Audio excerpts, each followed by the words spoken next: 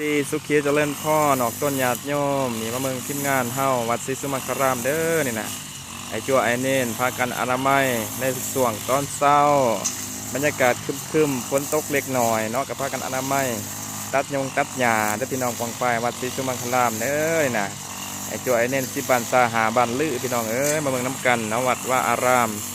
นี่ช่วงฤดูฝนกับที่มีหญ้าเกิดลายเนาะเพราะว่ากันเนาะอนามัยคือเก่าคือเดิมหน้าที่อันลักคือทำความสะอาดส่วนนี้แห้งย่ำฝนเนาะยุ่งกับลายเนี่ยจักหน่อยก็เลยว่าพากันอนามัยเดินวัดเดินว่าช่วยกันในส่วงวันพักเนาะพากันอนามัยเด้อจ่อยเน้นเอาเป็นผู้หาวหันวัดศรีสุมังคารามพี่น้องกองไปเขาจะขุดคนออกต้นญาติโยมทั้งหลายขอมุกกับใจเด้อสำหรับกาแฟเนาะนำหมักเต้าทั้งหลายที่ว่าออกต้นญาติโยมเขามาอุปธรรมเนาะในการออกให้งานครั้งนี้เนาะให้บุญขำนำสู้จะได้คลายมาเด้อ